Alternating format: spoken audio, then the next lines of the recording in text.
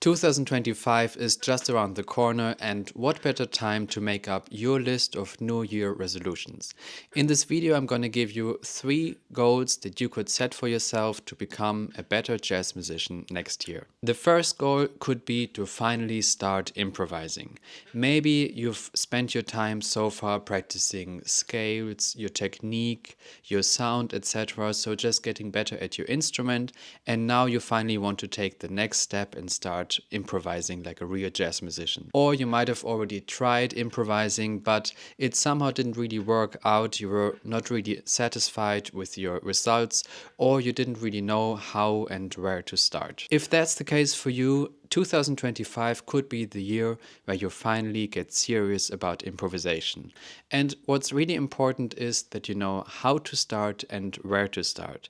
For that, my ebook Jazz Improvisation for Beginners, Improvising with the Blues Scale, can really help you out. My ebook gives you a step-by-step guide to improvise with the blues scale over a blues. It doesn't only give you a scale and then expects you to come up with all the ideas. You will find essential jazz language that you can use for your own soloing, and even more important, you can use typical jazz rhythms to come up with your own lines. I will put a link for my ebook up here. You can find it on my website. And let me show you what kind of solo you would be able to play after working with this ebook for a while.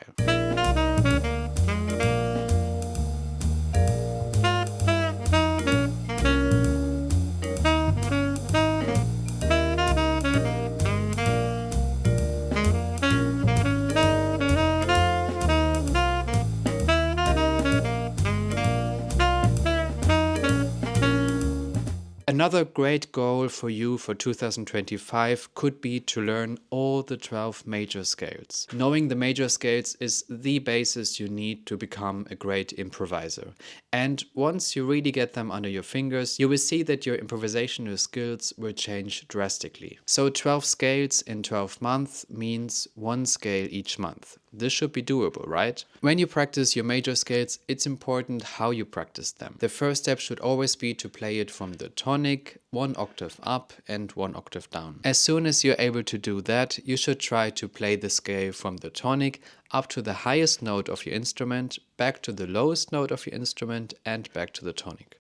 And if you want to go even further, you can start then to practice the scale in thirds and even in triads or even fourths. I recently did a video where I covered a few of these things already. You can find the video up here. The third goal is to learn 12 jazz standards next year. As a jazz improviser, it's really key to learn new tunes. If you learn 12 tunes next year, you will not have wasted your time. You will see that you will improve rapidly. I compiled a list of 12 essential tunes that are important to learn, and you can find this list down in the comments. They're either very common to play on jam sessions, and or they also contain very important harmonic movements that will prepare you for a lot of other standards. One example of those tunes is Tenor Madness, a blues in the key of B flat for concert instruments. And learning a blues is always a great idea. It really prepares you for all the other jazz standards. Just 2 of the most important things you find in a blues are the 2-5-1 connection in the last 4 bars, and then also going to the 4 chord in the 5th bar. Another really popular tune on jam sessions and also really essential for your repertoire is Autumn Leaves. With Autumn Leaves, you practice a 2-5-1 progression in major and a 2-5-1 progression in minor. And if you're interested, you can check out my video on how to play a chord solo over this song. I will link it up here. Another tune of the list of essential standards is Oleo. In jazz, we have 2 very essential forms, the blues form and also the rhythm changes form. And Oleo is a classic example of the rhythm changes form. And the rhythm changes basically work like this, that they stay in one key for the A parts, and the B parts consist of dominants going down the circle of fifth. And one last example from the list is the tune called So What, written by Miles Davis. You've probably heard So What before. It's a very famous tune and it's from the probably best-selling jazz album ever, Kind of Blue. We call So What a modal tune because now we don't find the usual 2-5-1 progressions or also other quickly changing chords, and instead we only have two different chords.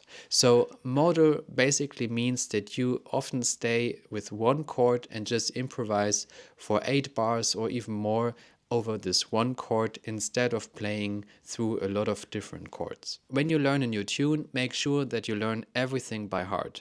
The first step should be always to learn the melody, and if you can, then try to copy it from a recording instead of just reading it from a real book sheet. The next step is to learn the chords by heart. Maybe you're already at this level that you can even sit at the piano and try to figure out the chords of the song by listening to a recording.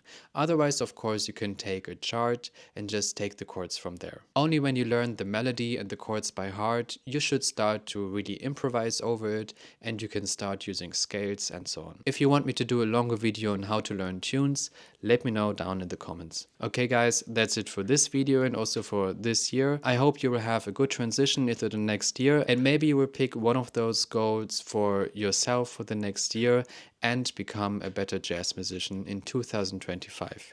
See you next year.